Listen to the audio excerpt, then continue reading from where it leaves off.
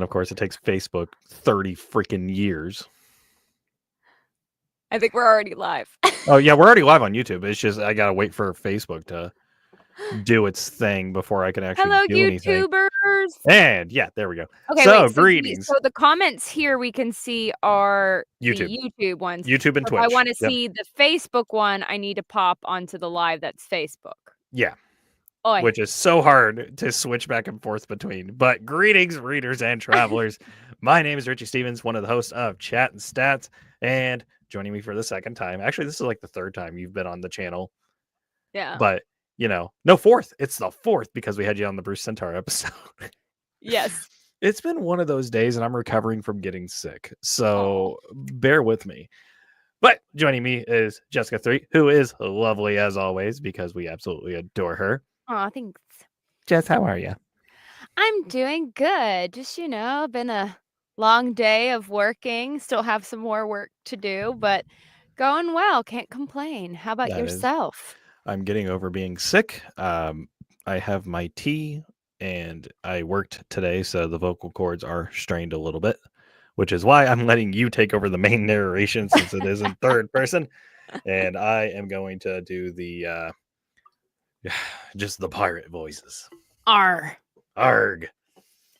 But yeah, I'm really excited. This is going to be a fun episode because today we are going to be reading from Son of a Sailor, A Cozy Pirate's Tale by Marshall J. Moore, which, if you've not heard me go on a rant about this book, you need to. I brought it up last year during Guildify Con because I was on the Getting Cozy panel, and it's one of my comfort reads. It's so good.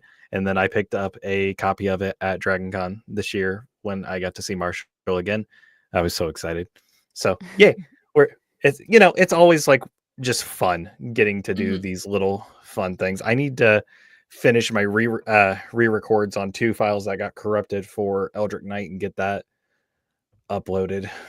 Oh no. I'm busy constantly, it feels like. But yeah, so we're gonna be reading a little cozy pirate tale today, which is I'm really excited about. This is one I really want to do. Perfect for like fall weather, I feel. It's like Thanksgiving time. So what is. could we be thankful for than getting a Pirates. nice cup of tea and pirates? 100%.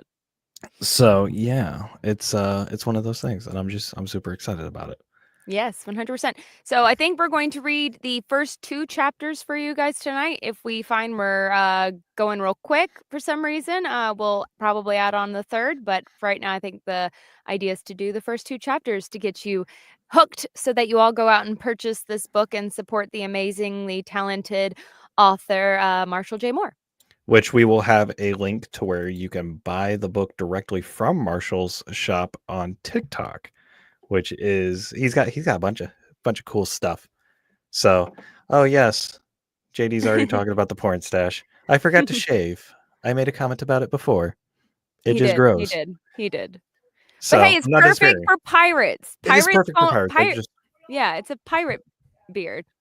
Well, and I mean, he's kind of got some facial hair, so we're gonna stick with it. So.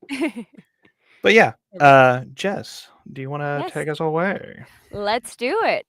All right.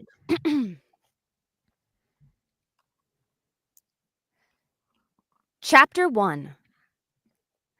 Like most pirates, the crew of the Bloody Angel were not famed for their emotional intelligence. So, when Captain Redbeard emerged from his cabin for the first time in hours after receiving the black letter, their reaction was to get him too drunk to remember what Their reaction was to get him too drunk to remember he's sad, as the boatswain had so eloquently put it. On me life I never, declared Ophelia, the Angel's first mate, a rangy blonde with more tattoos than half the rest of the crew combined, stole an Imperial Commodore's hat right off his head. Of the other 3 players, only one drank. Quint Thatch, better known across the 8 seas as Captain Redbeard, tipped back his bottle. The coconut rum so sweet he could hardly taste the faint sting of alcohol. They sat in a loose circle on the Angel's deck, the cool night breeze blowing the ship over calm waters beneath a moonlit sky. Aside from those who had the watch, they were alone. The rest of their crewmates either sleeping soundly below decks or passed out in a loose semicircle around those who persisted in the game. My turn? Quint asked, staring hard at the space between him and Ophelia, as if he expected another player to have materialized there. True, there had been more players at the game's start. Many hours passed. A few lay scattered about the deck in various states of repose, whether it be cuddled up against one another like Darby and Vigo, or leaning precariously against the rail like Bonnie Kate. Aye, Captain, said the player to his left. True to his name, Philbrick the boatswain was an enormous rectangular block of a man, with a granite deep voice to match. I probably should have deepened my voice for that, but your go. Right. Quint nodded, then instantly regretted doing so as the ship rolled in a way that had nothing to do with the waveless sea beneath them. On me life, I never fought a duel and lost. Liar! The fourth player pointed the neck of his own nearly empty bottle like an accusing finger at the captain. Rusty, Rust Bucket Russell, was a short, scowling man whose bald dome reflected the moonlight with startling clarity.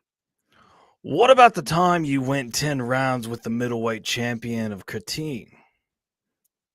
Yeah. I'm not sure that counts as I'm not sure that boxing counts as a duel. Quint said, pressing a hand to his side in memory of the bruised ribs that match had earned him. Rust Bucket's right, Ophelia agreed. Of the three, she'd been with Quint the longest. They'd deserted from the Imperial Navy together, once upon a time. Any one-on-one fight with rules is a duel in my book. Fine. Quint lifted both hands in acquiescence, tipped the bottle, and drank from it. Right then. On me life, I never tried to kiss my sister. Ophelia and Philbrick both turned to Rust Bucket, whose face had turned almost as red as Quint's hair. That was one time. And I didn't know. I mean, it was dark. Drink! Drink! Drink! Drink! Drink! Drink! The others chanted in chorus. Grumbling, Rust Bucket did. My turn, Philbrick declared, his great square brows drawing together as he thought. Upon first meeting the boatswain, many thought him stupid, but they missed the mark. The wheels of Philbrick's mind turned slowly but surely. Turn! A harsh voice squawked. There was a flutter of wings, followed by the arrival of a parrot with vivid crimson and green plumage upon Quint's outstretched arm. Turn! Evening, Jimmy, the captain said, grinning down at his pet as she waddled up his arm and onto his shoulder. Out of the skies. Jimmy nibbled his... Wow, I just remembered that. Jimmy nibbled his ear affectionately. Clear skies, nobody dies.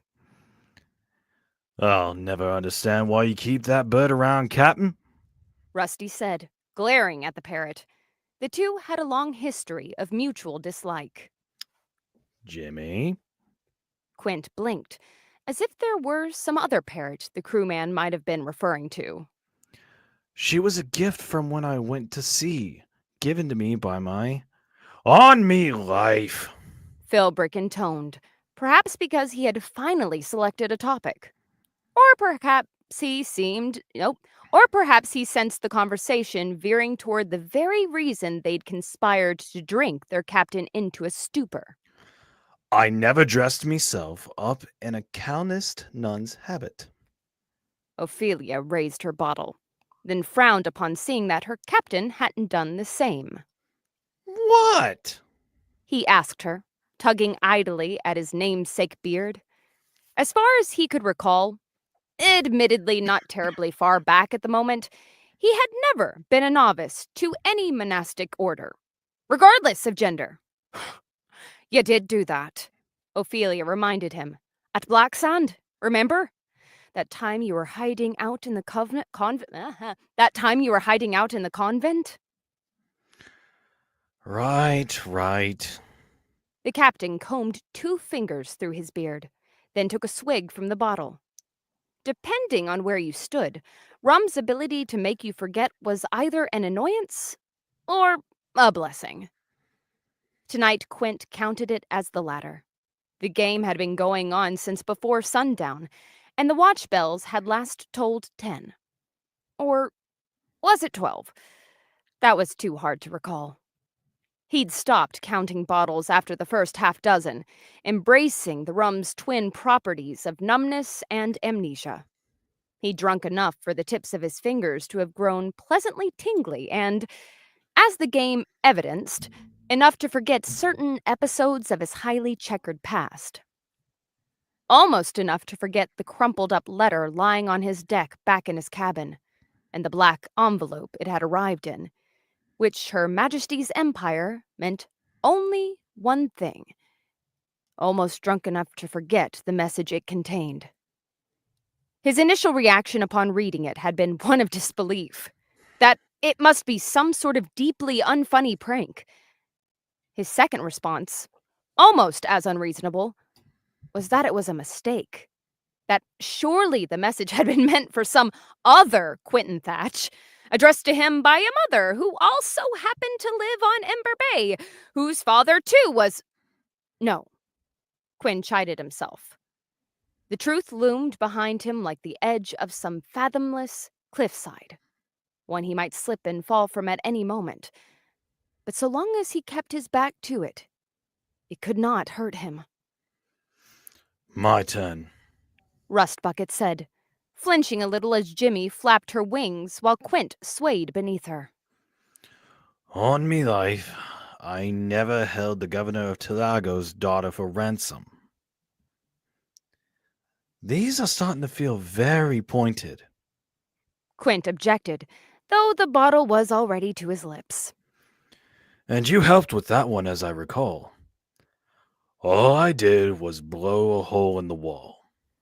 Rust Bucket tugged on his own beard, a single long orange braid, like a bomb's fuse. You're the one who actually ransomed her. Ah, that's not all he did, Ophelia muttered, raising her bottle to her captain in salute. Captain Redbeard, scoundrel of the seas, ravisher of... Hey now. Quint frowned at his first mate, though his eyes were beginning to have trouble focusing, especially since there now appeared to be 3 of her. I lost track of where we were. Top of 5. Top of 5. I didn't know she... Wait, hold on. It's I Ain't Never Ravished. I don't even see... Oh! I ain't never ravished anyone who didn't explicitly ask to be ravished. Wait your turn, Olivia said. And speaking of ravishing, on me life, I never courted a commander in Her Majesty's Imperial Navy. I didn't know she was in the Navy. He protested, but upended his bottle regardless. Considering the state he was in, the amount that actually made it into his mouth was impressive. His beard caught most of the rest. Jimmy flew off with an irritated screech, bombarding Rust Bucket with a spray of droppings as she passed. Vanessa didn't know you were a pirate neither. Philbrick pointed out, his deep voice uninflected as ever. Don't remind me. Quint muttered darkly. The dissolution of a relationship was never easy, but that one had been particularly painful, in more ways than one. He opened another bottle of coconut rum, or at least tried to. For some reason, the thing was damnably resistant to his efforts. Maybe if the boat stopped rocking so much, it would be easier. Curse thing's stuck. He grunted. You sure it ain't you? Rust Bucket asked, smirking a little. You've drunk enough to drown Captain Wolf and all his sea dogs. Wolf never drowned. Philbrick objected. I heard he almost did once, but the sea god wouldn't let him. Didn't want wolf's bones profaning his waters, I heard. It was an illusion, Brick, Ophelia said, glancing over the rail at the smooth, calm waters all around. The boatswain's frown deepened. Like when you like when you think you see land, but it's just the sun playing tricks? That's an... Ophelia shook her head, then grimaced, looking as though she regretted it. Watered down or not, rum was still rum, and they'd been playing the game for hours. Sure. There. Quint grinned at last, triumphant. The cork rocketed from the bottle like a tiny cannonball, narrowly missing Rustbucket's head. Now. Their captain continued, raising the bottle. His struggle with it had unlocked some kind of madness within him. No more was he standing with his back to the great abyss. Now he was fully facing it, taking a last deep breath before the plunge. Ophelia must have seen some hint of this in his eyes, for she started to say something, hoping no doubt to divert him. Silly of her, really. She had sailed with him long enough to know there was no dissuading Captain Redbeard of his course once he had set his heart on it. That was my turn again, He said, raising his bottle as if in salute. On me life, I never loved anyone more than I loved my old man. Silence greeted his pronouncement. The others exchanged glances, then lifted their bottles to their lips in unison. To my pop, Quint proclaimed, climbing unsteadily to his feet, legs swaying beneath him as the angel cruised calmly onward. The madness had fully taken him. He could almost feel the whistling of wind past his ears as he took the final, fatal plunge into the abyss he'd kept his back to ever since the letter's arrival. He held out his bottle toward the sea, to the distant, dark shapes of islands passing silently by. He may not have been a pirate, but he was a sailor, and a damned fine one. A great tail spinner, a better angler, the best. His voice broke. Captain, Ophelia murmured, coming to her feet beside him. Quint turned to look at her, his eyes wide and wild and bloodshot. There were still 3 of her, and each of those had grown blurry besides. Quint swallowed, trying to say something to one of the Ophelias, only for his body to lose its long battle for balance. He pitched forward like a masthead felled by a typhoon, the bottle dropping from his numb fingers. Philbrick caught it, one of his massive hands shooting out with alarming quickness to snatch the rum before it could smash against the deck. Ophelia did the same for her captain, easing him down, folding her legs beneath her so that when he slumped to the deck, it was with his head pillowed on her thigh rather than crashing to the unforgiving timbers. Finally, the 3 Ophelias said, looking down at their captain's head in their collective lap. Quint gazed past her to where the stars wheeled overhead, dizzyingly fast, and wholly out of sync with the rocking of the ship beneath him. He closed his eyes just for a moment, hoping that when he opened them the heavens would have resumed their customary stillness. Thought he'd never pass out. Rustbucket's voice said from somewhere nearby, his tone equal parts admiring and resentful. It was deep, deep into the night, and their game hadn't excluded any of them from watch duty. Oh, God, I just had it. Where'd it go? Oh. Especially with how watered down that rum was. His wasn't, Ophelia said, easing Quint's head out of her lap. What? Oh. Quint wanted to say, but speech had grown difficult. Let's get this over before he wakes, Ophelia said, in the briskly commanding voice that was the first mate's most invaluable tool. Hold him down! The strong arms of Philbrick and Rustbucket suddenly seized Quint's arms and legs, holding him firmly against the deck. With an effort of his fading will, Quint forced his eyes open, just in time to see Ophelia straddling him, a straight razor in her hand, and a determined look in her eyes. "Keep him still, lads," she said as Quint's vision turned black at the edges, too dulled to feel fear or alarm. She pressed a cool hand against his forehead, touched the cold steel of the razor to Quint's throat, at the place where the first ruddy hairs began to sprout. "I've never done this before." Chapter 2. Captain Redbeard had never been happy to awaken with a hangover, nor was he glad of it the following morning. He did not awaken so much as find himself forcibly dragged into painful, merciless consciousness, fighting the entire way to claw himself back into the blessed oblivion of sleep. It was a battle he was doomed to lose. The first sensation his addled mind became aware of was that someone seemed to be stabbing his eyes, no matter how resolutely he kept them squeezed shut. Stabbing him with a blade made of light, which struck him as particularly unfair. It wasn't like you could parry light. He endured this relentless torture for as long as his willpower permitted. It felt like hours, but was probably only minutes. Finally, with a titanic effort, he opened his eyes.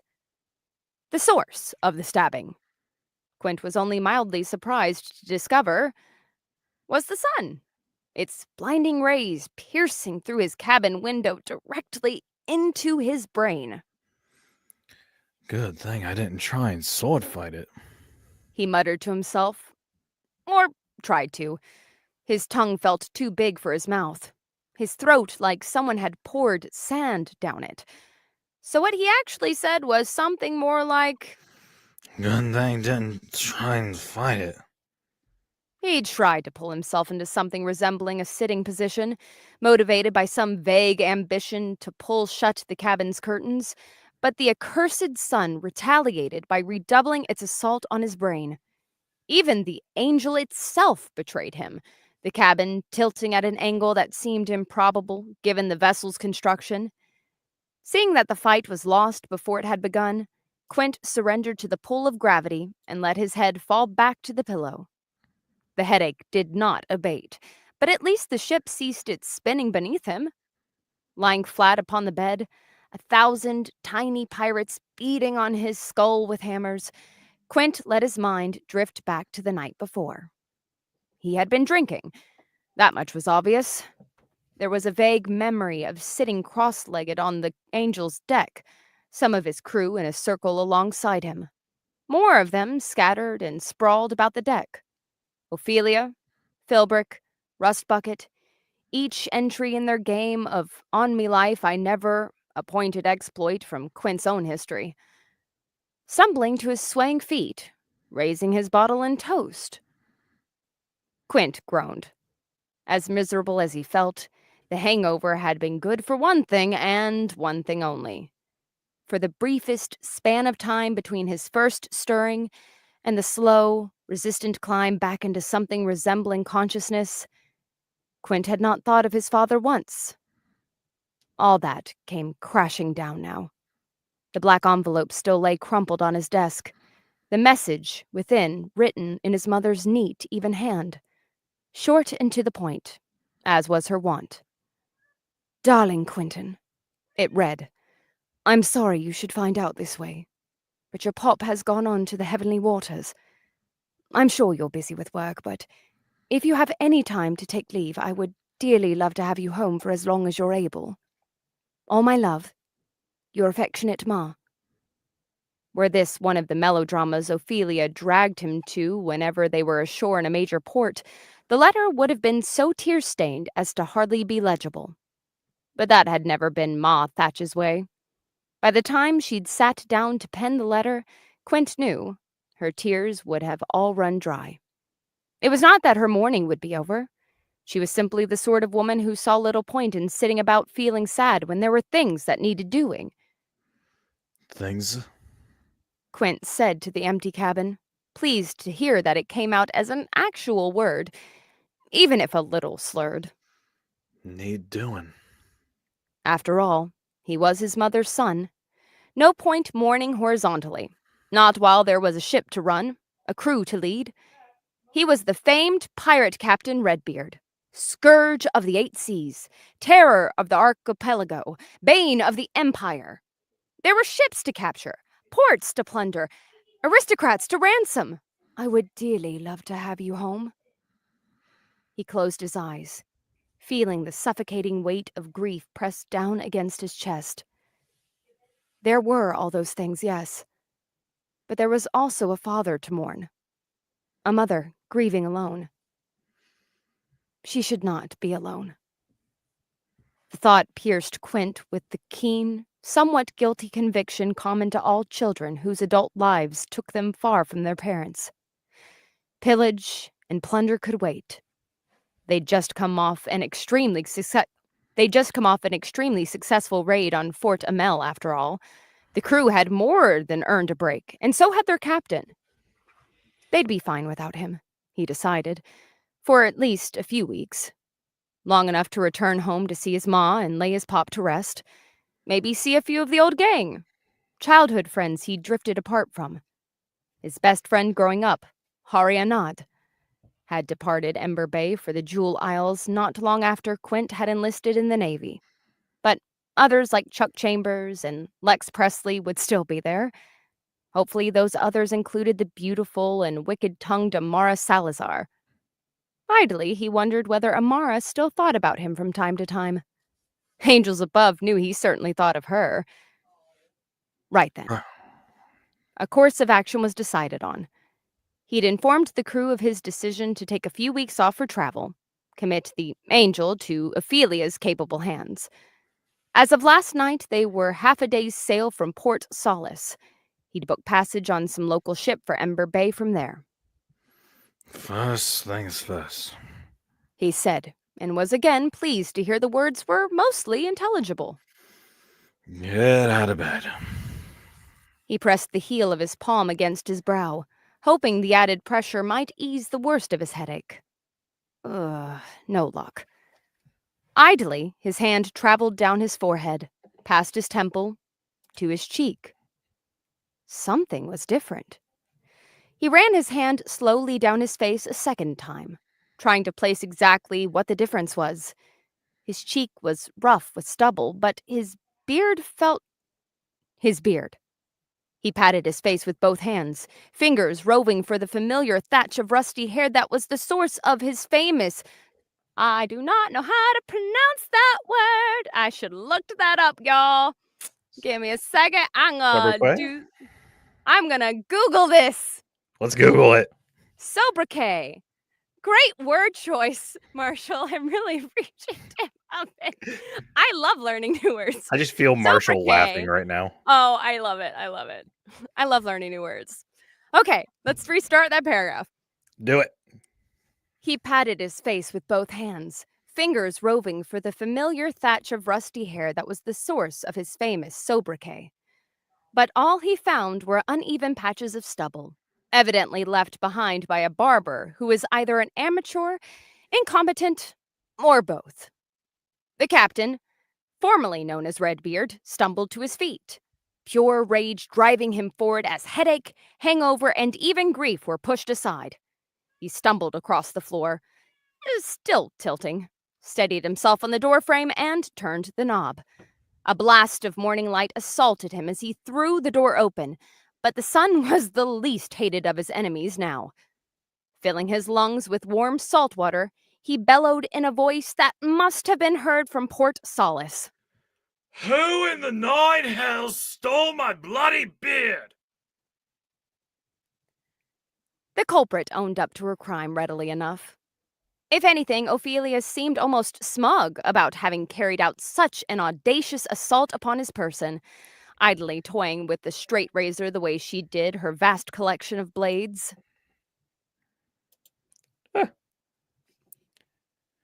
Point that somewhere else, the beardless captain ordered, wincing as the reflected sunlight off its blade stabbed his eyes.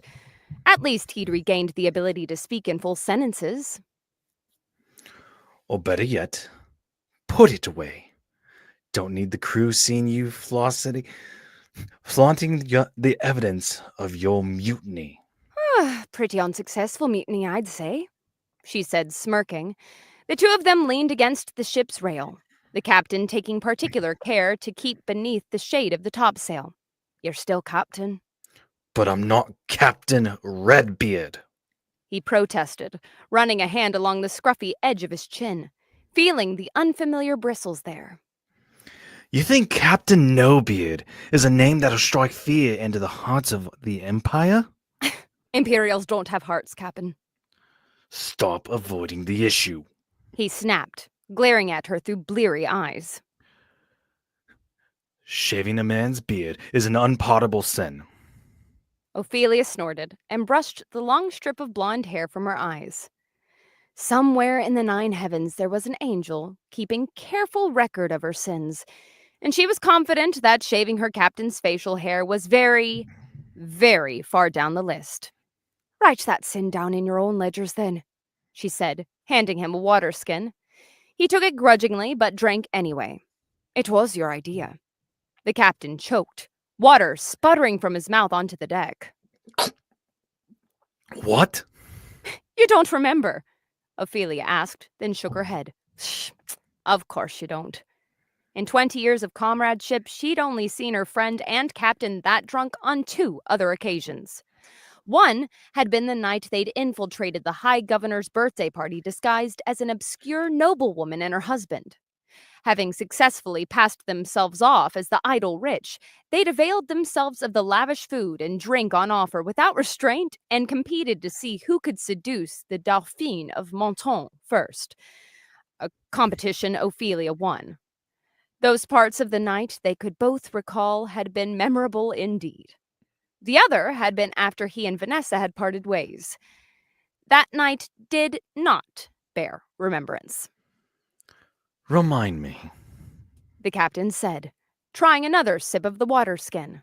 This time most of it made it to his mouth. Right. Realizing she hadn't yet complied with her captain's earlier order, Ophelia snapped the straight razor shut. It appeared into one of the innumerable. Wow, I'm dying here.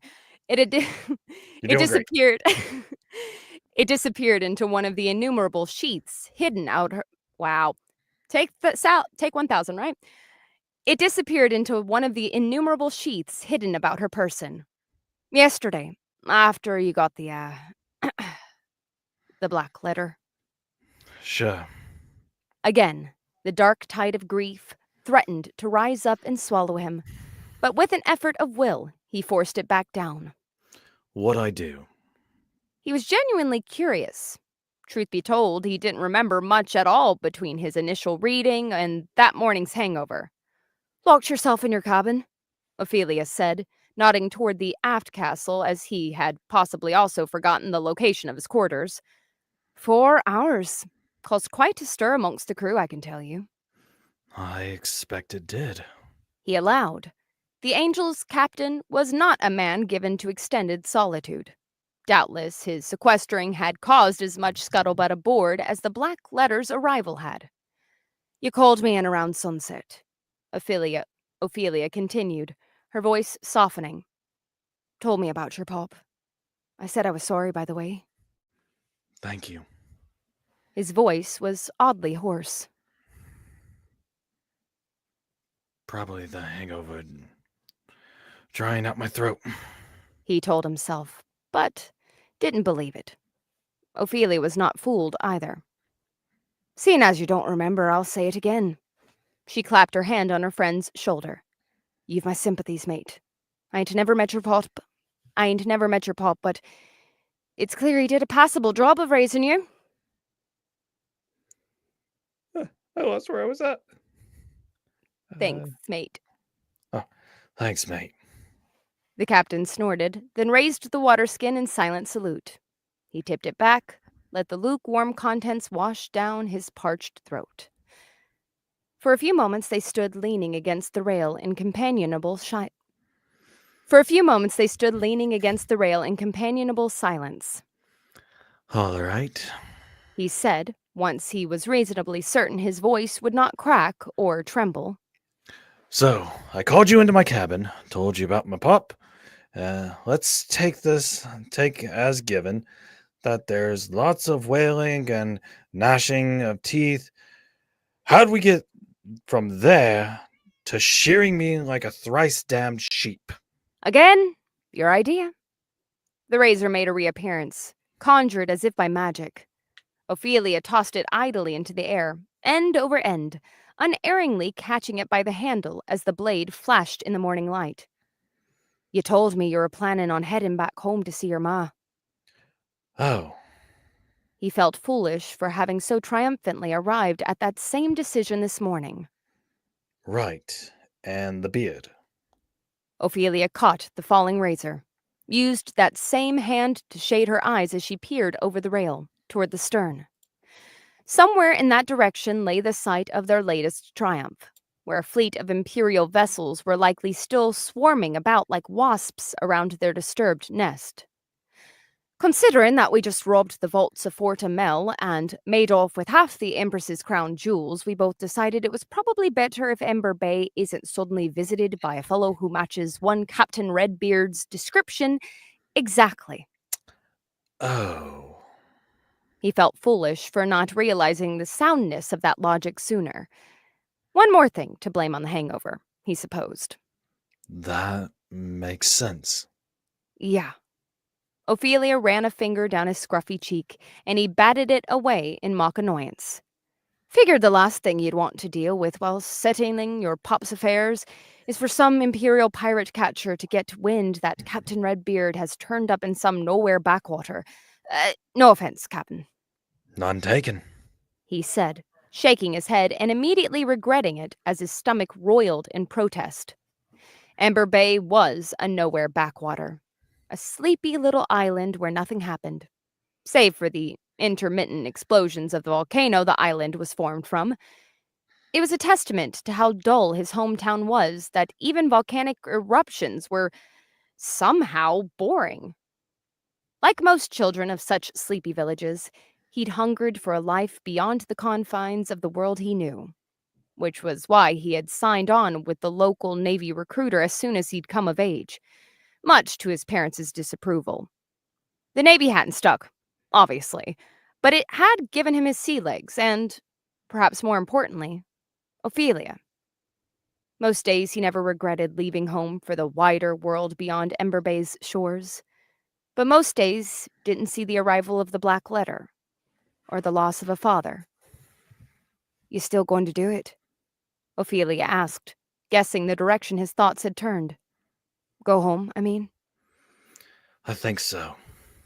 The captain turned, squinting against the sunlight as he looked forward down the length of the Angel. A dark splotch had broken the boundless horizon, the shape of its lonely mountain peaks identifying it even from this distance as the Island of Solace. After the mess we stirred up back at Fort Emil, I think it might be best for you to take the entire crew and lay low for a few weeks while I'm away. Ophelia nodded, secretly glad to hear the strength returning to his voice as he issued commands, charting the course of their immediate future. Her captain was back. Load up on provisions and solace. He continued. Spend the next 3 or 4 weeks skirting the outlying islands. Find some hidden cove and lay anchor in. Maybe. Find some hidden cove to lay anchor in. Maybe. Angels know there are enough of them in this side of the. Oh God. Archipelago? Archipelago. Marshall, remind me to yell at you later. Angels know there are enough of them on this end of the archipelago. Aye, Ophelia agreed. For how long? Her captain rubbed at his chin, feeling the unfamiliar stubble where his beard had lately been, while he silently calculated how long it would take him to journey to Ember Bay, put his pop's affairs in order, then make his way back to something resembling civilization. 2 months? He said at last. By then, the search will have died down a bit, and I'll have done what I needed to do. You all right with being left in command for that long? Course, Ophelia said breezily. Philbrick's dependable as stone. I can rely on him to keep the deckhands in line. Naturally. Redbeard said, looking sternwards towards the Angel's helm. What about Vigo and Darby? Are they honeymooning or fighting these days? Atop the aft castle, Darby, the Angel's second mate, was peering down the length of his beaky nose through his spectacles at a battered oilcloth map. At his elbow, Vigo, the Angel's third mate and Darby's only mate, kept a steady hand on the ship's wheel. The former, Ophelia answered, following her captain's gaze. Darby was jabbing an emphatic finger at the map, which Vigo gave a perfunctory glance before giving a dismissive wave of his broad hand. For now, anyway. Hopefully it'll last the next couple of months. Redbeard said, scratching at his cheek. He wondered how long it would take to adjust to the absence of beard. How are we on supplies? Bonnie Kate says 6 weeks is comfortable rations. 10 if we stretch it. That was good enough for him. Bonnie Kate was seldom seen without a ledger in hand, and her record-keeping was meticulous. Doubtless she'd taken careful account of every last drop of grog and morsel of food aboard the vessel. Make it 12. He decided. Take a little of what we saved, not the recent plunder, what we got in our stores, and resupply at the next port, or call, and resupply at the next port of call after Solus. Ophelia quirked an eyebrow. Which is? The captain took a deep breath. Before I tell you, you're gonna have to promise me something. Ophelia frowned.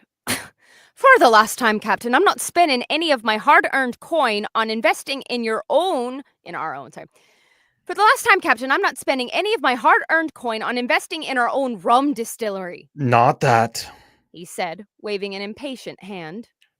Rust Bucket. You're gonna have to keep a close eye on him. Ah. The amusement faded from Ophelia's voice. Rust Bucket was a man of volatile passions, with a few shorter than his braided beard. Worse, once he was in his cups, no secret was safe with him. As last night's game had demonstrated multiple times. The Navy knows it was the Angel that raided Fort Mill. The captain continued.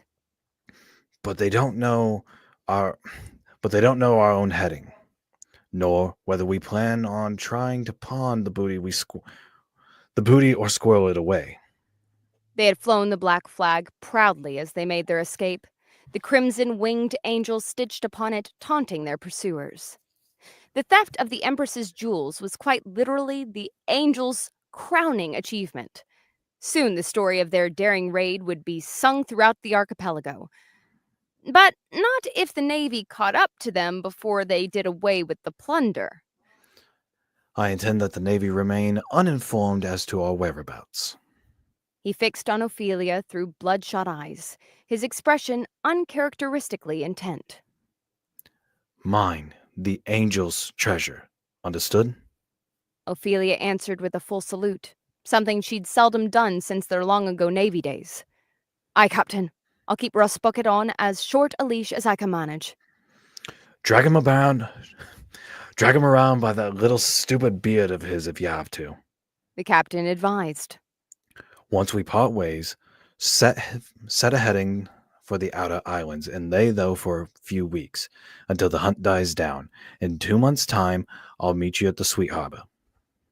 Don't take too long, Captain, Ophelia said, grinning. Sweet Harbor was a notorious den of vice, where every pleasure imaginable could be purchased for the right price. You let the crew spend too long in that port-o'-call, there won't be any of the Amel booty left to spend. He winced. Even Ophelia, loyal mate that she was, wasn't going to take kindly to what he was about to propose. Right, he said, taking a deep breath. About the treasure.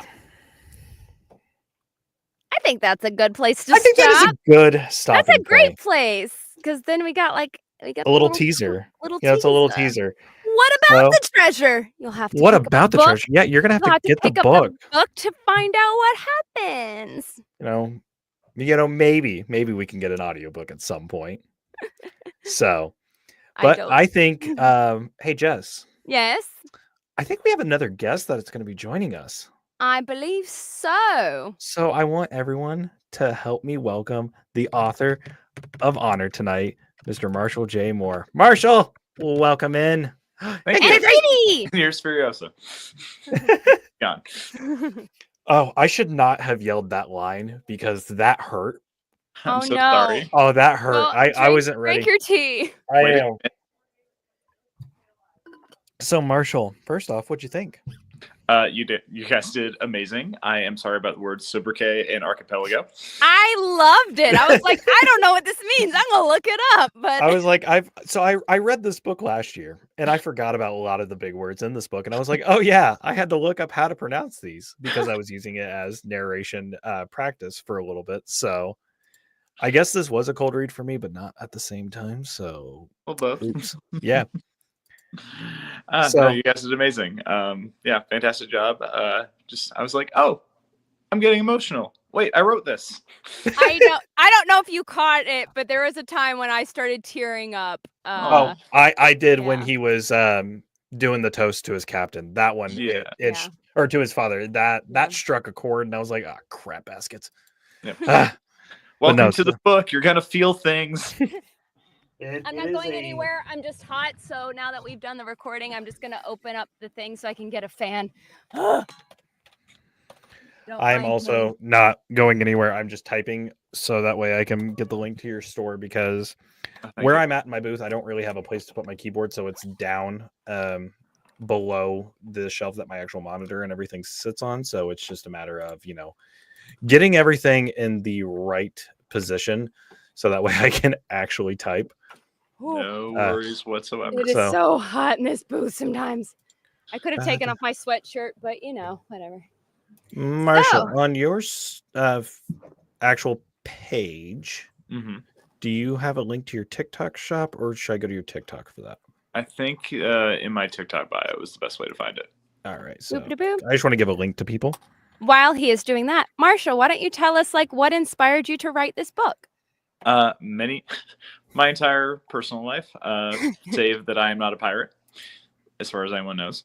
I grew up so the book, as I'm sure you were able to tell from this sample, is about a pirate going home to his tiny island hometown where he grew up. The twist being that no one knows in his hometown that Quint is the notorious pirate, Captain Redbeard. They just think he's Quint Thatch, the tavern keeper's son. I also grew up on a small, tight-knit island community, and like Quint, I also lost my father very unexpectedly. So those themes of grief and community and how you can grow and persevere through that grief with the help of a loving, caring community is what inspired this, as well as just the aquatic naval vibes, which are very much my personal aesthetic. That's fair. So one thing I do want to bring up is there's always the debate on cozy novels and stuff. And I'm going to turn the light on because, oh God, that was bright. Jeez Louise. Yeah. It was like a pop of light. Flashbang. Yeah, no, we're turning that off. We're just going to get that hurt my eyes. When doing cozy novels, everyone expects it to just be kind of like a happy-go-lucky, like a good, just Hallmark movie of coziness where there's not going to be any sad emotions. It's all happy Hallmark all the time. has sad.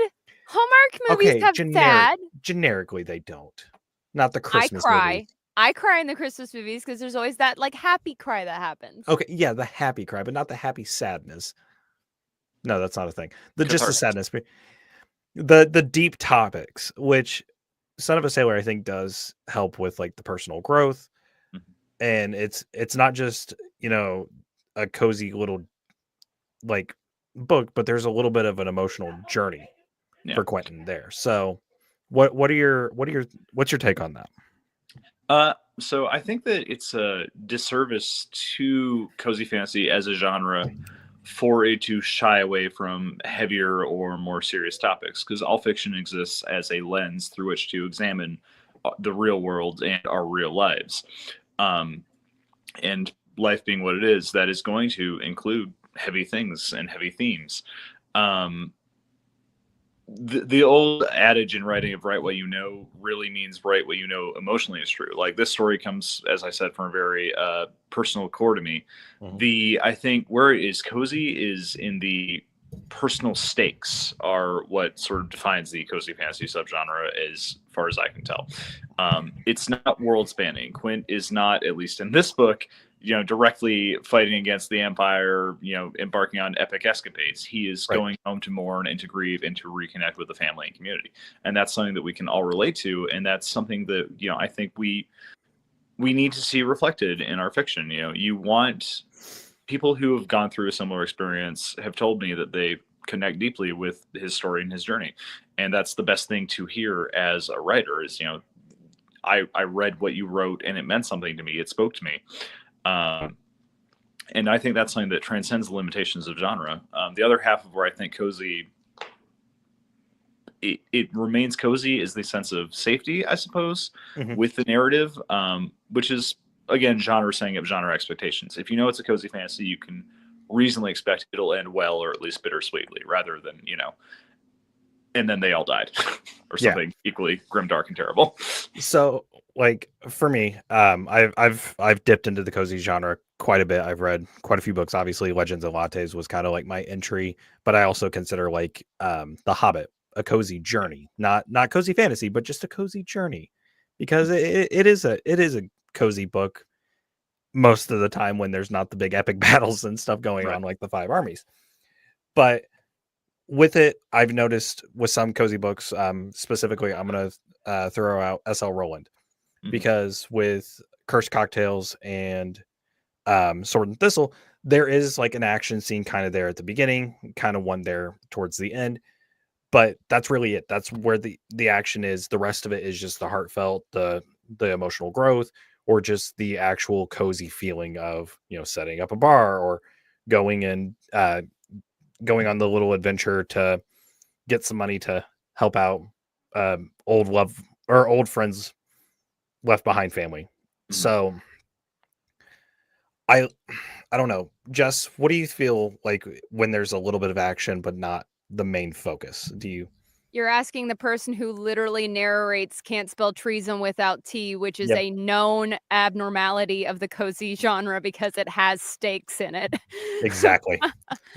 I mean, I like both things. I think that each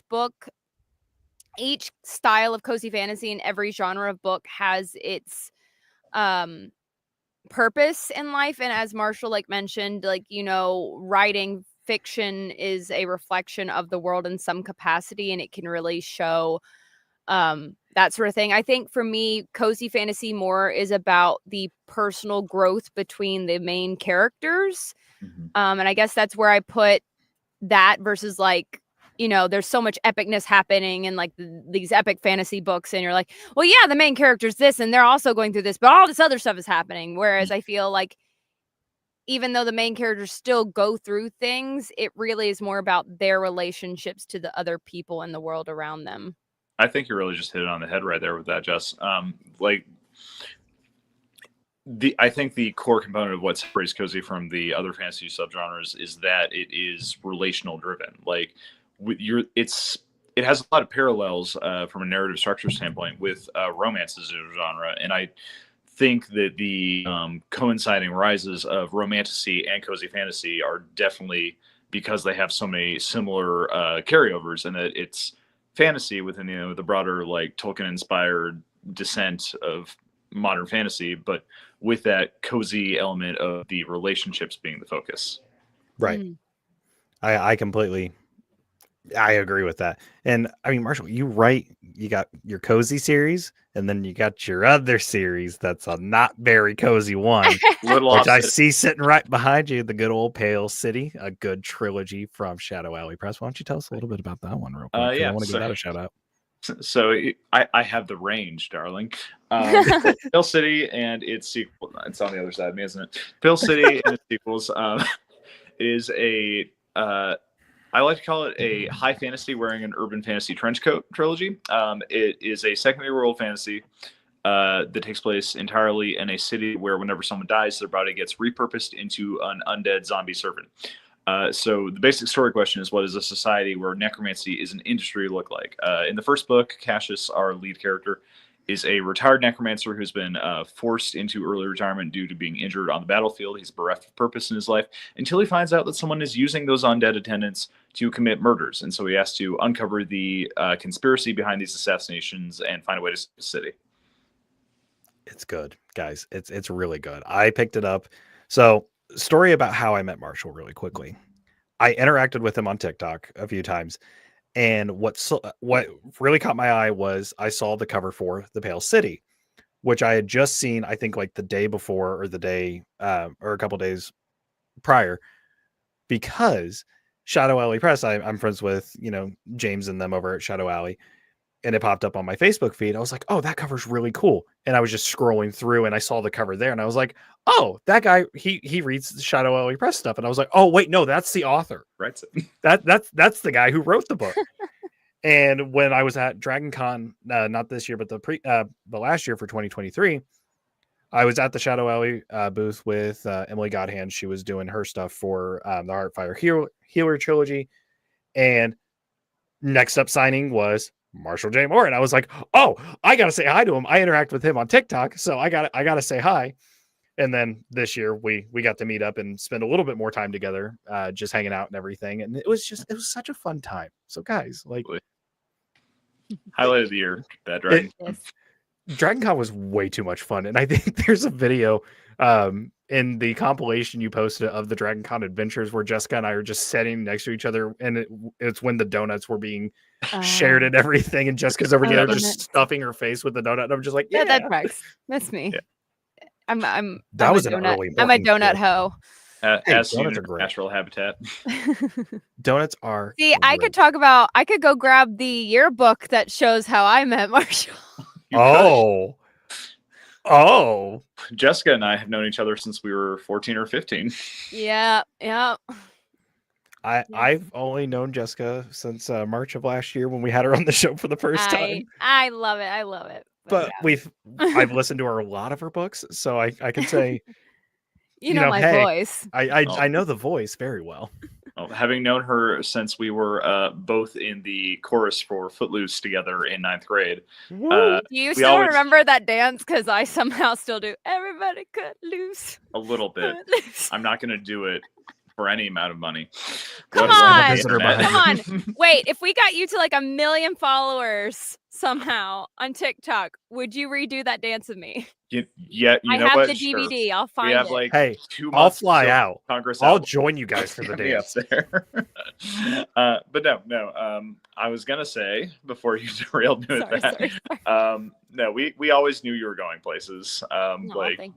Jessica was always the lead in the musicals. She was like, the star of every show she was in. She's turning around so she can't get embarrassed. No, it's mostly because Ryan poked his head through like a freaking creep. Oh, he's been there for a couple minutes. Oh my God. He's been standing back there the whole time. No, Jessica's always been incredibly talented, and we always knew she was going places. And it's so awesome to see her career take off and to also reconnect as adults and see that we're both doing awesome. 1000%. Everything you just said, Uno card reversed. Oh. Well, people have been asking me, they're like, hey, who's a narrator like you would recommend? I was like, well, what kind of books do you want? And what kind of narrator do you want? Because if you want a female lead narrator, oh, girl, I got you. I got you big time. And then they're like, what's this lit RPG? And I was like, oh, yeah, by the way, genre big, genre complicated. So take some notes. I always do. So Ryan actually asked me yesterday, like, what do you qualify as what is lit RPG? What is that? And I was like, okay, so like, when you play like a video game and like those things happen, like you defeat a boss and it will say like level up and this is all your new stuff, or like you learn a spell in like a book or like a power and it shows you all things. That's kind of like what lit RPG is. It's like basically it's a written form of a video game. You're progressing, you're getting stronger, you're defeating the bad guys. Anytime depending on the genre, you might be collecting the women. Yeah. Them spicy books. Shout out Bruce Centaur. We love you. Drown, cut, eat. Like, in which way? So sorry.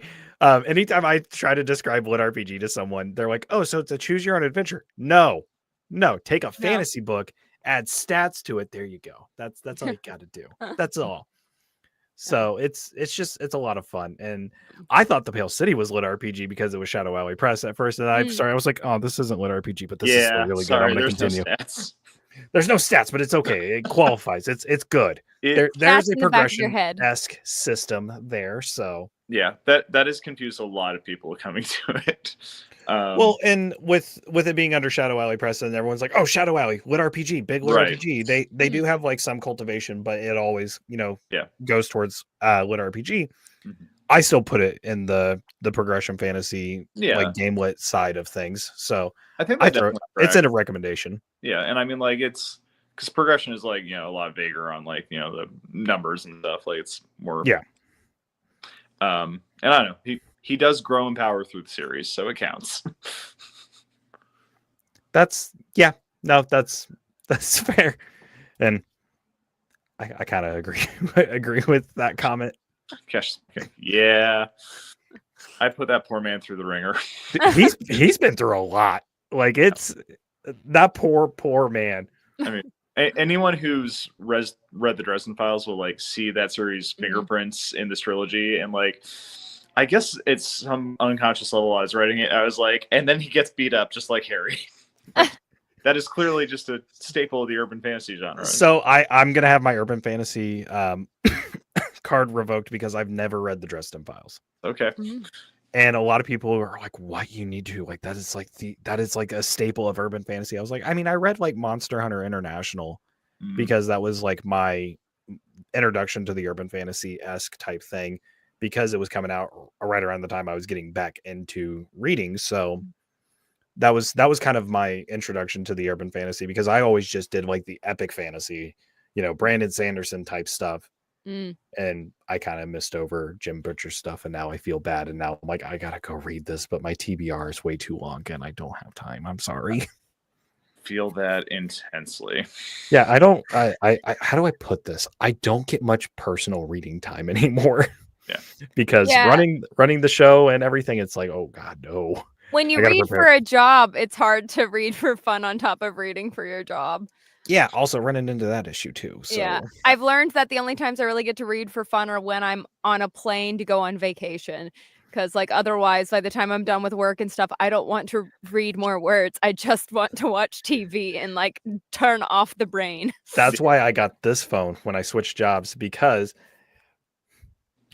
it boots up. One of those. So he's a green bubble. He's a green bubble. I am. You got so angry at me. It felt like I could feel the disappointment in the chat. Oh, I'm not that hardcore into the Apple cult. I just like, when we share videos and pictures, they don't come off the best quality because of the intersystem. Yeah, it's everyone just needs to be on the same system at this point, please, for the love of God. No, because then it would be a monopoly, and we don't want those. Yeah, you're right. You're true. Fair. Anyway, backs and books. Yeah. But if you haven't... Oh, sorry. Go ahead. No, go ahead. I was going to say, if you haven't checked out Son of a Sailor, please go check out Marshall's store on TikTok and get copies because it's so good. And Prisoners of a Pirate Queen. He has like a fancy like shipping method, like with the wax seal and everything. It's really cool. Yeah. If you haven't seen one of the videos, the money. The third book as well is coming out on December 5th. That is Enemy of the Empire, which I will hopefully be able to reveal the cover for soon. I am just about finished with like all the setup on Amazon and everything, so it's gonna go live before too terribly long. I was about to ask, what are you currently working on right now? I mean, so that's done just about. If anyone doesn't know, I acquired an agent earlier this year, and there's currently a book on submission to some publishers. So I'm in the wait and see phase because the wait and when. Say wait and when. Yeah, wait and when. Manifesting. Trap publishing being slow. But in the meantime, I have sent my agent a list of what my next project proposals are, and he told me which one he liked the most. So I am hard at work on that, but cannot say a whole lot more about it. That's Well, awesome, though. We are very, very excited for that because it's Yeah. going to be good. Everything Yeah, I've read that you've written, which has been, I think, everything that you have published so far, Mhm. Only is 5 books, fantastic. so- Yeah, it's fantastic. Between the Ashen City trilogy and then Son of a Sailor and Prisoners of a Pirate Queen, they're so good. Thank It's you. so good, Marshall. And your books need more recognition, which is why as soon as Jess and I were talking about this, I was like, I'm gonna ask Marshall. Yeah. I'm gonna ask Marshall if we can do this because I love Son of a Sailor and it needs a lot more hype. I'm always open to that. I mean, as a writer, you want to just make sure that the book finds the people who need it, you know? Mhm. Mhm. And, you know, there's, like I said, it is a book that's about grief, and that is something that there's a lot of in the world and is never going away. So if that Yep. helps anyone through that experience, then I did my job. It is it's a comfort read for me at this point. It's one of those books I know if I just pick it up, I'm gonna feel some emotions, but it's gonna be a good type of feeling of emotions, not the oh. It's gonna be my escape for a little bit. Oh, Yeah. So that's all which we is that's the whole reason I started doing the podcast was, this was my love letter to the lit RPG genre because it was my escape in a really dark time. And now that I'm, doing so much work inside the genre and with so many authors, it's like never in my mind when I started reading the genre back in late 2019 did I think I would be here now. Yeah. Narrating my first book, doing a podcast, getting to talk with people I absolutely adore, and so many friendships I've kindled across along the way. It's insane. Yeah. And also Love that. never thought I would be a panelist, for some conventions and Woohoo! moderating stuff. Huh. It's a lot. give them back, and Yeah. you get back what you give. Is Yeah. how it works. It turns out. Yeah. So, but Joy of the writing community, and the lit RPG communities. they're just some wholesome communities. Like they Yeah. are absolutely just wholesome people. And obviously there's the trolls in there. It's like, oh, you like this series, you don't really like the genre. It's like, no, let people like what they like. Okay. Like don't be a Haters dick. gonna hate. Hate. And the players gonna play. I was gonna say the Ainer's gonna ain't from what is that? The interview with James Franco and I have no That's right. clue. Ha- I'm sorry, I don't know It's what this James- is. I'm so it's the sorry. movie where they were gonna go to North Oh. Korea. Yeah. It Oh. got like pulled from Okay. Netflix or something. I don't remember. It was exclusively released on Netflix because North Korea was like, "Hey, we're gonna do this," and Netflix is like, "Okay, try."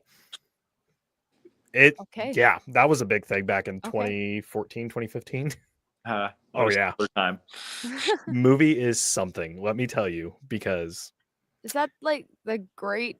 I don't remember. I'm making up words. I think I'm mixing like 3 different movies. AKA the interview great. is James Franco and Seth Rogen have the are hired by the CIA to go and try to assassinate a certain leader in North Korea. Okay. All right. Yeah, Fun. it's a whole thing. Cast That's is fantastic. Like Yeah. it's got a stacked cast. But it's a movie. Let me tell you, it is a trip. Oh. So, yeah. Cool. And cool. James Franco obviously just plays James Franco, the ditzy, like That's all he plays, right? yeah. Yeah. No, that's yeah. But hey, guys, earlier in the chat I put a link to Marshall's TikTok. Yes. It's Please this one. go Go follow him. support him. Go follow him if you aren't already. Go buy his books. Yeah, buy all the books. Like I buy Every one of them. He also will put. Are you still pinning the things? Yeah, I'm so still people buy putting it. them? So I've got it's over there, but I have a map of the United States because TikTok Shop is unfortunately only within the States. My lovely assistant's going to bring it over. But I have color-coded pins for each of the shop purchases. So of the 5 I'm books curious to see Indiana. That's the one I'm curious because that's All right, that's my here we go. state. Yeah, Oh. Indiana is actually a pretty good route. So here we Oh wow. Yeah, Yeah, but he no. puts like a pin for every book that's every book and- were like I've cheated a little bit where it's like white ones are like purchases of like 2 or more, and I think that I sell some of them in bundles, but yeah. okay, Indiana. Sorry, I'm trying to do this in reverse. Oh no, that looks good. That looks Okay, we're there somewhere. that's like Buy around it- my area too. Buy Because it from Central the Indiana's my TikTok shop and you'll get a pin on Yeah. his Boy. And do you still do the TikTok videos where you do the boxings and the shipping out and everything? I haven't in a while. I probably can. I've been hurting for content ideas lately. So. Hey, well, I'm sure we can help out with that. So guys, go buy his books. Do it. Yeah. Like here, hold on. Just I think. Hold on. I think I'm in all 50 states now. Oh, there we go. It's all very small. I was gonna do the big dramatic zoom I always like to do of just like to know, hey, just go buy the book. Okay. Go buy it. There's a brief time where I wasn't in North Dakota, but someone from North Dakota bought. Woo! Good for them. So what states are we missing? Are we on all? I think we've got all of them now. Yeah. That's awesome. I'm fairly confident. I'm in surprising number in Alaska. Yeah, there's a. Okay, yeah. So the red ones are the complete trilogy. So there are. Hawaii's got one. We need more in Hawaii, guys. Yeah. Well, I mean, I do not envy them the cost of shipping. So yeah, I get it, Hawaii, but still please buy it. Now there's a. So the red ones are the trilogy. So there are 15 copies of my books in Alaska. Yeah. Wow. I made a thing when he first started doing it. I was like, because you do like a color for trilogies and stuff, I'm going to buy each book individually. So you have to put a pin on New York City individually for every one of your books. Just artificially inflating those numbers. Thank you. Jess is just out there causing torture. I am. That was the point. I'm a gremlin. I was going to say being the little chaos gremlin. So before we wrap up the show, because we are coming up on our time and everything, I'd like to do a fun little thing of, hey, what you been reading? So Marshall, why don't you kick us off with your amazing reading list that we see on TikTok a lot? Right. Okay, so I am nearly done with my annual reread of Lord of the Rings. I'm about to start Scouring of the Shire tomorrow. For those who have not followed my content, I do a chapter a day for like half the year. But I'm currently about 2/3 of the way through the Spell Shop by Sarah Beth Durst, which I just got that in my Macmillan thing. Like when I went to Macmillan, I went and got the Spell Shop. How is it? It's cute. There's a lot of everything is like very bright and colorful. Like I was talking earlier about this. Like it feels almost with like the description of just like even like the weather and stuff is like bright purples and yellows and oranges. I'm like, this world is a Lisa Frank painting. That's awesome. I love that. Yeah. But no, it's cute. It's, sweet. Is that the one with the purple edges or is it? Yep. Nice. Yeah. That's pretty. That is really pretty. Got both my Star Wars bookmarks in it. So it's love it. Love it. We love Star Wars bookmarks. This one's Han Solo. Nice. Oh, I love that. Oh, nice. I love that. It's it's one of the DragonCon vendors. They've got a booth on the top floor of the Artist Alley. Usually like towards the left side of the building if you come in. They've got like all fandoms aluminum bookmarks. Go check them out. That's cool. I'll show you next year. I don't know if I went to... Is Artist Alley the one over at the Marriott or is... No. The 5-tier... The vendor hall. Okay, the actual vendor hall. Okay. It's the top floor is like... I was going to say, I don't know if I went to the top floor. I think the highest I went was the Aethon booth because I spent most of my time either at the Shadow Alley booth or the Aethon booth. Maddie and I walked around a little bit, but then she walked around with Mrs. McGowan, Tim's wife. Oh, yeah. While Tim, Sean Wilson, and I were walking around the vendor hall, which... If you've never been to DragonCon, guys, let me tell you, that vendor hall, oh boy. It's 5 floors. It's 5 floors of pure packedness because there's a line to get in. Oh, yeah. When I went into a line on Friday and I thought I was closed because it went into that like parking garage. I didn't know it was a parking garage. I was like, oh, it's been 45 minutes. I'm about to go inside. Oh, the docking bay? Yeah, the docking bay. I went in and then I saw that it went like this and then it went back out and around the building. I said, I'm done. Goodbye. Well, so I'll come on another day. Last year, it went down, did the zigzags a couple of times. It went out onto the main street out there. Once you're actually turning to go up into the hall, zigzagged more. There was probably like 9 or 10 zigzags. You know who doesn't have to zigzag? This guy with a vendor badge. Yeah, okay, listen here, Mr. Shadow Alley. Yeah. I would love to have a vendor badge.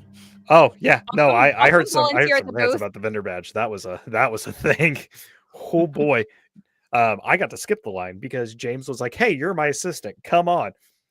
Rude. Anyway. Jessica, you can do it too. Just fine. Beforehand. Yeah.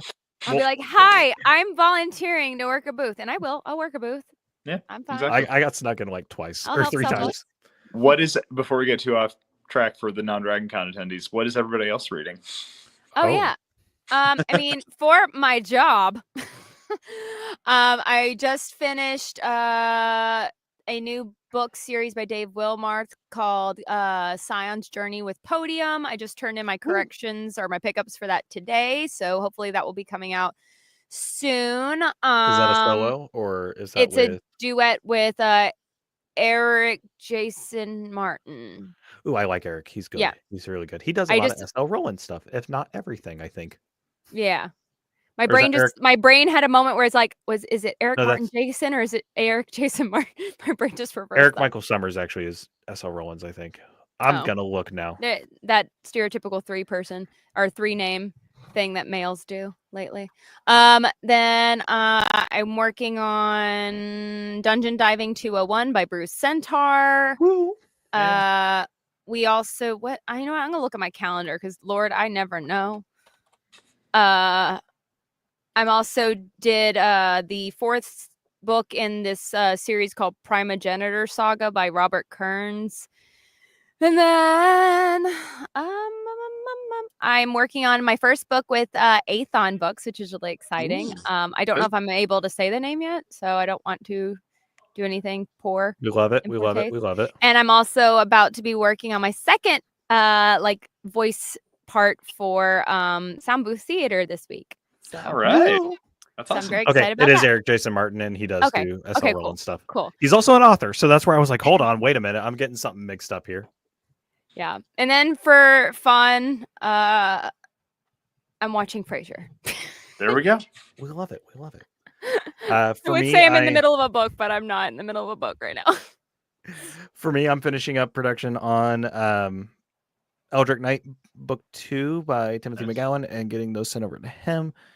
I had to take a few days to where I'm, resting the voice, and I feel like I probably should have rested the voice tonight, but I had show, and I don't miss show dates. Because I'm stubborn. So I have like 2 or 3 chapters I gotta finish recording and get those sent over to him. And then for reading, I'm currently working my way through He Who Fights with Monsters, so that way I can get caught up on that, and Joel will quit harassing me. Because, love my best friend, love my co-host, but he harasses me almost too much. Well, there you go. And then what else? Physically, I am doing my annual reread of Percy Jackson because that is my comfort series, and I'm on a Greek mythology kick right now with playing Hades 2 and listening to Epic the Musical. It's so good. And the new saga just dropped on Halloween, and I've listened to it way too many freaking times. It's addicting. I still keep trying to audition for it. I found my TikTok where I auditioned for one of the original set. Oh, it's so good. Yeah, it's so good. I gotta see that TikTok, and it's way in the deep depths of it. But I auditioned for one of them, and I have it in there. All right, time to go stalk Jess's page tonight.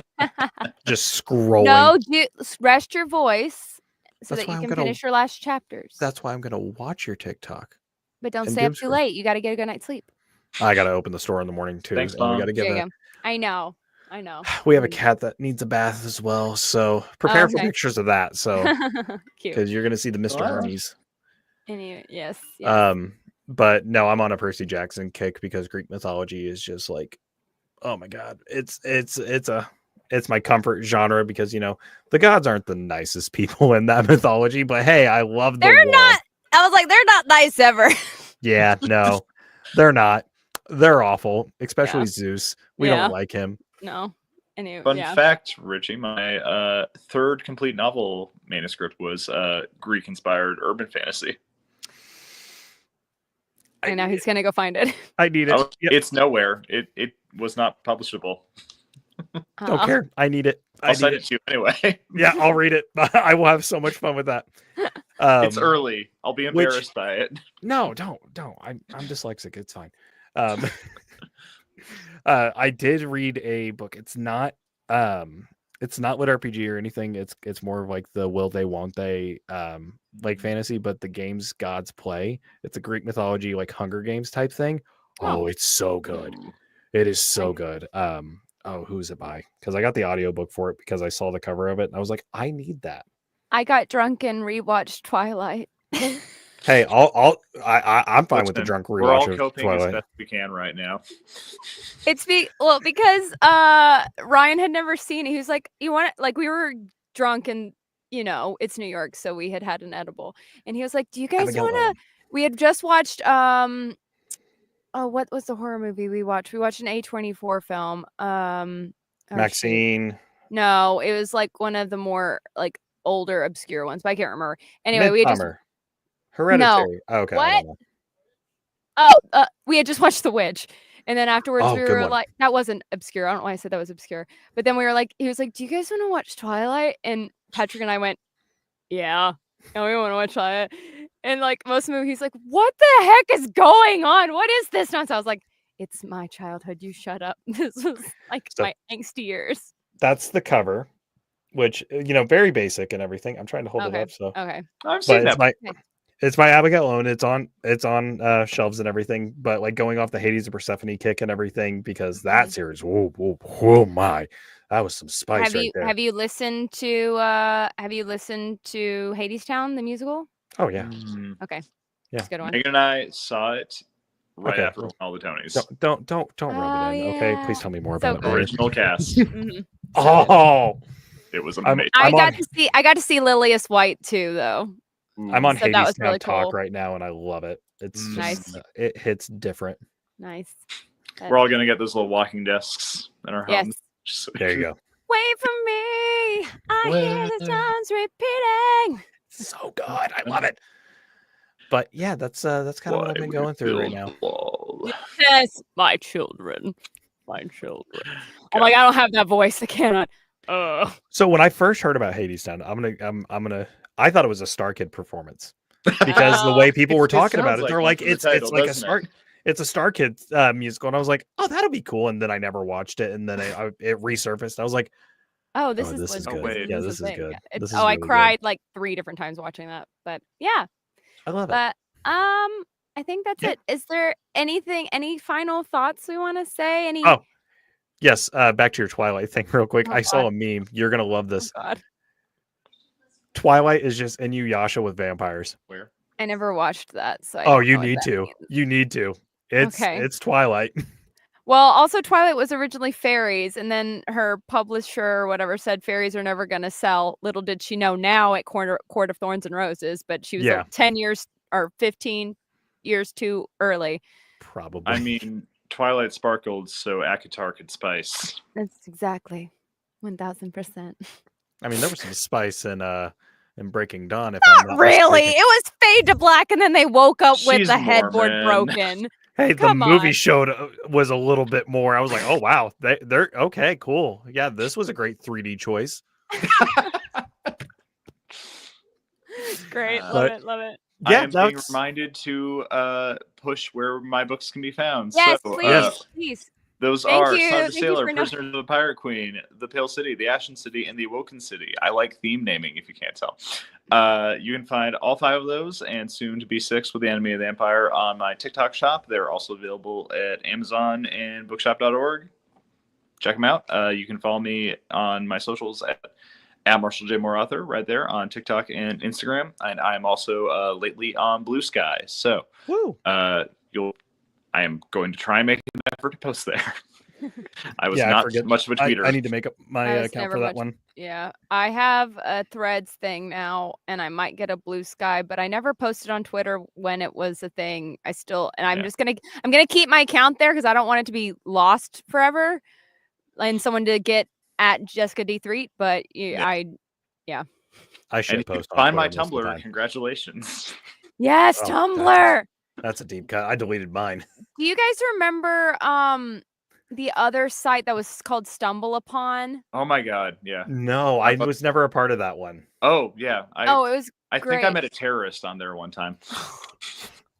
But it was like that's a way to end the show. You could start on you would look up like a topic, and then you would find just stumble upon websites and weird stuff. I can't remember. Am I thinking of Omegle? No, that is Stumble Upon. Yeah, I think so. Yeah. It was like you would just hit a button and it would take you to a random site. Yeah. And some of them were live video chats. There was a lot of things that people should have seen that No. came through that. But I like, mean, yeah, that's my, That's Omegle probably in why it general. got banned. That's probably why the website got shut down.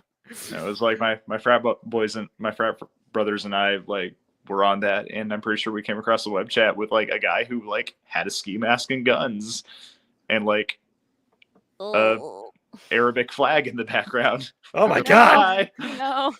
Oh, All right, no. cool. Yeah. Oh no. Well, on that note, go buy Marshall's books. They're really good, I promise. Yeah. I mean, there's Yes. a reason we did this show tonight. So yeah, 1000%. Also, if you are an author or an aspiring author and you would like us to do a cold read for you, send your information to Richie. Tell them because I never remember. you can either message me on Facebook at Richie A. Stevens. Yeah, just my name right there, down here. Yeah, right there. Put an A in between for my middle initial. And then, or if you find me on TikTok or Twitter, it's just Rich Dolphus. I do that, or message me here if you need to. I check this once a day. I think YouTube has messaging. I don't know. I think you can. I think commenters. I don't know. Yeah, submissions to Chattin Stats at gmail.com. So CHTTINSTATS at gmail.com. CHATTINSTATS@gmail.com. I'm gonna click that so you can highlight that. Oh, it won't let me. Never mind. Oh, it's fine. I'll post a link for it. But yeah, just do that if you're like, hey, we want you to see this, and I'll be like, all right, cool, yeah, I'll send it over to Jess. We'll talk it over and we'll go from there. We're looking right now. Yeah, we're looking for one that's holiday themed. So if you have like Christmassy or Hanukkah-y. Yeah, or Hanukkah-y. Holiday season. Holiday. Hallmarky, okay? Like, Hallmark movie. Give us like Hallmark of like, Santa. I mean, you could do Krampus. That's fine too. We Yeah. could do a horror one. I don't care. That's fine. I'm pretty sure Steven's got one for that. Great. Awesome. That's a Steven like love it. But tip point. thank you all for joining us tonight. Yeah. We really appreciate it. Thank you, Marshall, for allowing us to do a cold read for you and get to bring a smidgen of your world to life for people. And please go support him. Yes, please do. Thank you guys for bringing it to life. You all did fantastic.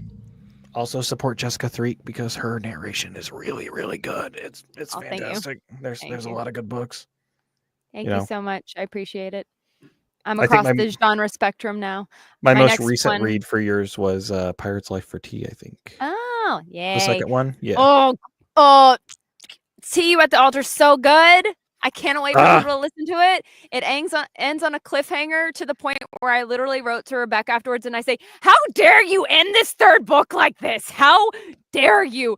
Me and my engineer at Macmillan were left like, and she was like, I can give you the fourth one if you really need to know. I was like, no, I'm fine staying on the cliffhanger until the next season of, but like, come on. Get it, girl. Get it.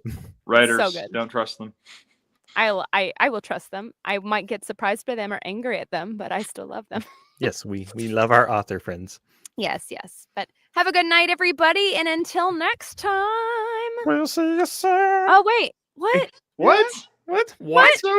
How did that happen? Marshall, how'd you do that? That's not Am I fair. magic? Marshall's magic, everyone. We just found out.